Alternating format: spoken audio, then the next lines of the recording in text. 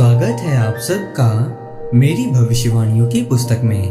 तो आइए हम आज के पवित्र वचन को पढ़ेंगे जो कि परमेश्वर के दास प्रेरित अंकुर यूसुफ नरूला जी के द्वारा लिखा गया है।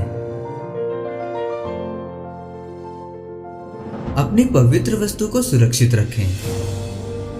जैसा कि फिलिपियों की पुस्तक अध्याय 1 उसकी 5 और 6 आयत में लिखा है, इसलिए कि तुम पहले दिन से लेकर आज तक सुसमाचार के फैलाने में मेरे सहभागी रहे हो।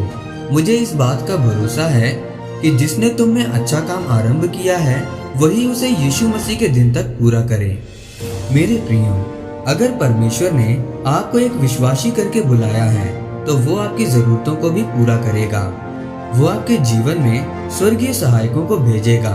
पर बाइबल को एक टोटके की तरह नहीं पढ़ना है कि जब मर्जी आप बाइबल खोलें और उसके वचनों को 100 बार या 1000 बार बोलें तो आप ठीक हो जाओगे। आप जब तक बाइबल के वचनों को मानेंगे नहीं, उन पर चलेंगे नहीं, तब तक परमेश्वर आपको चंगा नहीं करेगा। जिस तरह आज के विश्वासी कहते हैं कि परमेश्वर तेरे वचन में मत्ती अध्याय 7 उसकी 7 आयत में लिखा है कि मांगो तो तुम्हें दिया जाएगा। लोग मत्ती की 7 अध्याय 7 आयत को तो पढ़ते हैं, लेकिन मत्ती 7 अध्याय उसकी 6 आयत को नहीं पढ़ते हैं, जिसमें लिखा है कि अपनी पवित्र वस्तुएं कुत्तों को मत दो और अपने मोती सूअरों के आगे मत फेंको। ऐसा ना हो कि वो उन्हें पांवों तले रौंदे और पलट कर तुमको फाड़ डालें। इसीलिए परमेश्वर कहता है कि तू जो मांगता है वो पाता नहीं है। क्यों? क्योंकि तेरे अंदर सूअर का, कुत्ते का आत्मा काम करता है। कुत्ता जब उल्टी करता है तब उसे फिर खाने चला जाता है। सूअर को नहलाने पर भी वो वापस कीचड़ में चला जाता है। अर्थात आप लोग परमेश्वर में आकर भी अपने पुराने कामों में चले जाते हैं। लेकिन अगर आपके अंदर कुत्ते और सूअर का आत्मा नहीं है तो आप जो कुछ परमेश्वर से मांगेंगे वो ही पाएंगे। और जब आप परमेश्वर से प्रार्थना करेंगे और जब आप खटखटाएंगे तो वचन कहता है कि आपके लिए दरवाजा खोल दिया जाएगा। मेरे प्रियो, पौलुस फिलिपियों की कलीसिया को कहता है कि सुसमाचार को फैलाने के लिए तुम लोग मेरे साथ रहे। तुम लोगों ने मेरे साथ काम किया, इसीलिए अब मेरा परमेश्वर उन चीजों का अंत करेगा जो आपकी परेशानी है। अगर आप सुसमाचार को फैलाने के लिए परमेश्वर के साथ हो तो परमेश्वर आपकी हर एक जरूरत को पूरा करेगा। लेकिन अगर आप 3 और 4 साल से चर्च आ रहे हैं और अभी तक आप अपने केस, अपने समस्याओं के लिए आ रहे हैं, तो इसका मतलब आप परमेश्वर के राज्य के बारे में, उसके सुसमाचार के बारे में नहीं सोच रहे हो। परमेश्वर कहता है कि अगर तू मेरा सुसमाचार फैलाने के लिए खड़ा होगा तो मैं तेरे जीवन में वो सब कुछ पूरा करूंगा। आपकी वो थोड़ी चंगाई पूरी चंगाई में और आपकी वो थोड़ी आशीष पूरी आशीष में बदल जाएगी। परमेश्वर अपने वचन को आपकी जिंदगी में पूरा करने के लिए तैयार है। प्रभु यीशु मसीह आपके जीवन में अपने वचन को पूरा करने के लिए तैयार है। पर जब तक आप परमेश्वर के कामों को पूरा करने के लिए तैयार नहीं होंगे तो परमेश्वर भी कुछ नहीं कर पाएंगे।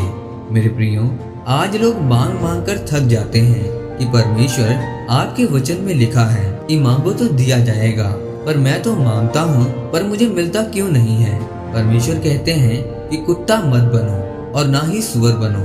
आप कुत्ते को जब भी खाना दोगे तो वो खाता है, जब तक कि उसका पेट भर नहीं जाएगा वो खाना नहीं छोड़ेगा।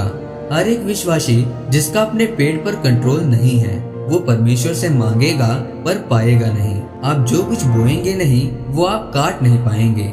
एक औरत थी जिसने अपने पहले बच्चे को जन्म दिया। वो अपाहिज था और उसी तरह दूसरा और तीसरा और चौथा बच्चा भी अपाहिज जन्मा। वो सोचती थी कि शायद ये परमेश्वर की मर्जी है कि मेरे बच्चे अपाहिज रहें। जब वो चर्च गई तो पास्टर ने बोला कि जो कुछ आप धरती पर नहीं बांधोगे वो शैतान के लिए खुला ही रहेगा।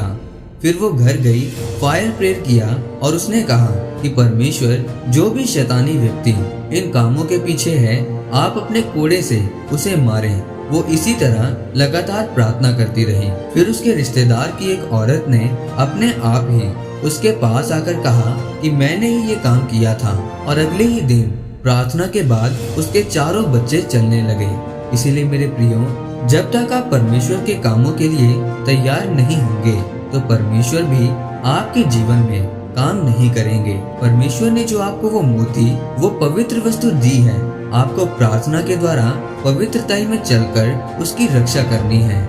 आमीन। आइए इस प्रार्थना को आप मेरे साथ एक मन होकर करें। सर्वशक्तिमान परमेश्वर, इस वचन के लिए मैं आपका धन्यवाद करता हूँ। मैं आपसे प्रार्थना करता हूँ कि आपने जो मोती, जो पवित्र वस्तु मुझे दिया है, मैं उसे संभाल कर रखूं और पवित्रताई वाला जीवन जी सकूं।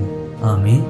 परमेश्वर आप सबको आज के वचन के ऊपर मनन करने के द्वारा आशीषित करे। आमीन।